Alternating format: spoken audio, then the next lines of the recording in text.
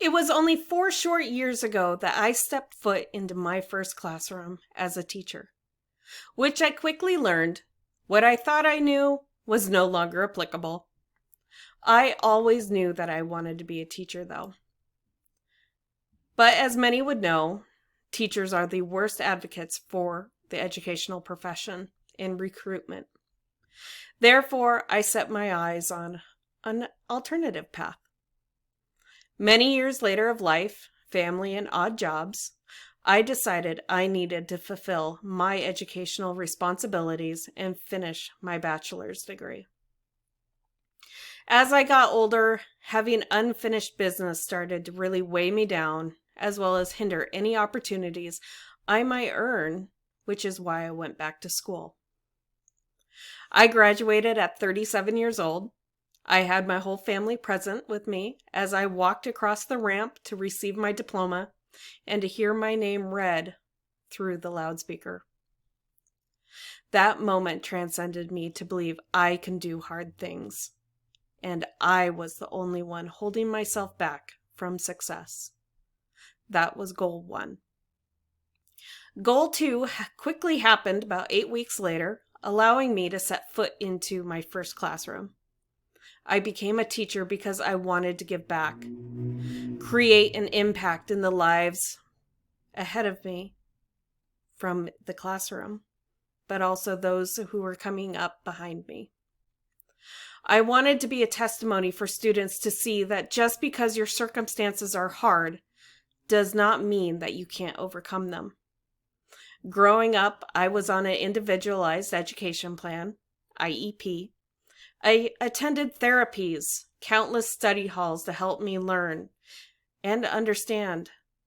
I had dyslexia, both in auditory and reading. I was told I would never amount to anything by those who didn't know me, but those who did know me told me the world. I just needed to make a decision. But those naysayers, they always said college definitely wasn't in something I should pursue. Me, well, I am known for addressing the elephant in the room and going against the grain. I followed a boy. But years later, that didn't work out. But I do remember as a naive teenager, my dad asked me very frustratingly, "Why don't you learn from other people's experiences and not make the same mistake?" Which I arrogantly replied, "Because I want to make my own mistakes. I might have a different outcome." Later on, I learned that's the definition of insanity. Goal 3. Complete my master's degree before I turned 40. Form your plan, then work your plan. I graduated with my master's degree August 18th, 2020 in Family Consumer Sciences under Career and Technical Education, CTE. 6 months prior to completion, I needed to have an accumulating project within my content focus. I was struggling. What can I do to highlight my field? I stewed for days. Then, conveniently and coincidentally, a friend posted online about a project that she had been very quiet about up until then. A podcast. Her first episode lit a fire in me, which then I did a quick rapid-fire research to find out there are no podcasts for family and consumer sciences teachers. There is one, but it is directed towards PhD research and consumerism than the average middle or high school teacher. It was from there I set out to develop a podcast showcasing best practices and resources for family and consumer sciences teachers. I wanted to create a podcast that I needed when I first stepped foot into the classroom, and I still need today. We all need help and inspiration for new ideas, turning decent classroom projects into wow. Having a community space to share resources, which will also help avoid isolation. My first year, I didn't have a PLC, nor did I know what I needed. All I knew was how to navigate the internet, searching websites for creative, innovative lessons to apply in my classroom in hopes for high student engagement. Searching the internet takes time. Posting questions on community threads, hoping someone will reply with suggestions, is time-consuming and demoralizing when nobody responds. So I reached out to my friend, who then shared her media resource and podcast editor, which then I quickly contacted. From February 2020 to May 2020, the Connect FCS Ed podcast was born, during COVID no less. Becoming an effective educator takes time to develop, and today, educational leaders, students, and community members are living and working in a virtual environment. Our professional learning communities, or teams, with the acronym of PLC or PLT, are no longer confined by geographic location. We can virtually be anywhere.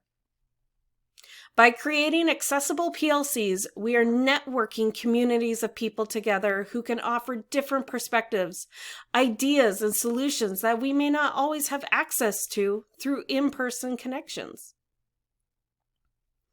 With the development of new technologies, the use of online tools enable collaboration between teachers in diverse locations and time zones, thus facilitating connections based on common interest rather than proximity, proving that teachers need other teachers in order to succeed. It has been proven that educators who do not experience effective professional development do not improve their skills, and student learning suffers. With the gaining popularity of social media, other tools have become very useful for professional development in support of educators. One such tool is podcasting. Podcasting supports public engagement by sharing impactful stories and content with its audiences. A growing number of individuals are listening and learning from podcasts daily.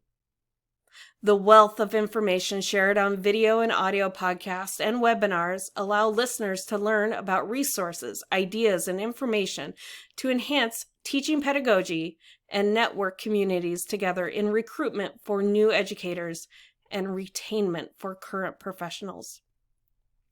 Yes, teaching can be an isolating job, especially now during remote or blended learning schedules, where educators even have fewer opportunities to enjoy the empowerment of collaboration. Podcasts can assist educators in feeling less isolated by being part of an online social media community designed to support educators by sharing strategies and resources for transforming teaching and creating unforgettable learning experiences in the classroom. There is power in teacher-led professional learning that can cultivate teacher leadership. Being part of a social networking platform, individuals can now develop their own professional development seminar using their fingertips and offset isolation.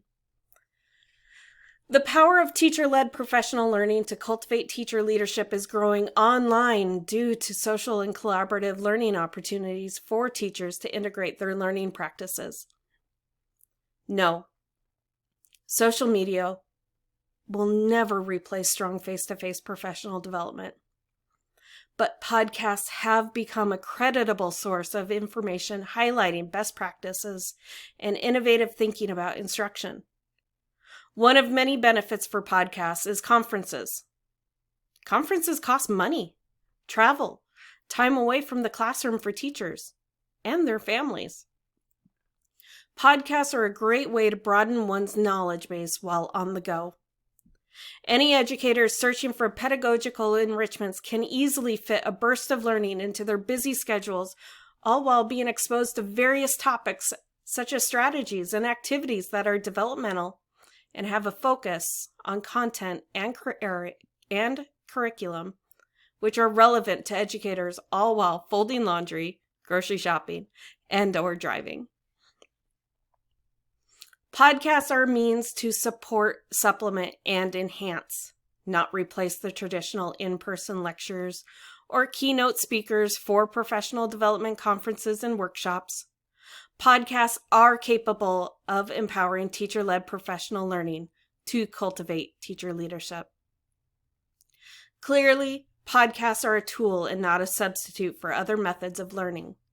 The podcast learning environment offers an online outlet in support of individualized, relevant, and professional learning, thus offering access to resources without limitations of location or monetary constraint. Being a teacher takes more than a passing grade on a skills test. Subject knowledge is important and idealism is great, but neither are enough to get you through a career in the classroom.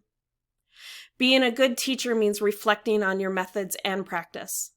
Being open to self-reflection and honest critique is hard. Teaching means that we're constantly learning. And one area that I've been working on very hard is to improve my resiliency. Because of COVID and moving schools, I have been forced to experience many changes and realize that it was necessary that I grow in this area. I feel more confident with my resiliency during these tough times. Here are some things I discovered to help me on my path. 1. Lean on my colleagues. As a new teacher, both starting my career and moving schools, I have leaned heavily on my building professionals by asking questions and observing master teachers demonstrate multiple instructional strategies, giving me new ideas how to bring back to my own classroom. Lean on your professional learning community for support. This gives us the ability to learn from one another. 2. Build a network. There has never been a better time for teachers to create their own professional learning community. With the multiple social media platforms available to today's modern educator, we are no longer limited geographically. We can collaborate digitally, transforming our teaching practices, share insights from their teaching experiences, and engage in collective problem solving. Social media allows us to connect not only to those we know, but also those we don't. In this space, we are able to share our interests and our passions. Having a digital space, we can share links, comments on educational research, and debate, collaborate, and create new knowledge with individuals no matter where they live or work. 3. Continued education. The best educators keep learning. When teachers pursue higher education, they are learning better ways to teach, discover new teaching strategies, and implement new project-based learning activities. I've discovered that continued education gives teachers the opportunity to step out of their routine and receive help they need to become better teachers and the experience to become future leaders for tomorrow. 4, and final, communication. My hope is that through my podcast, it provides you with the information and resources to assist all family and consumer sciences educators and promote awareness of FCS as a profession in the recruitment and maintenance of our educational leaders by connecting students with career readiness skills and post-secondary education. I am passionate for relative professional development, which is essential for the vitality of FCS programs nation and worldwide. Leaders are not born, they're built.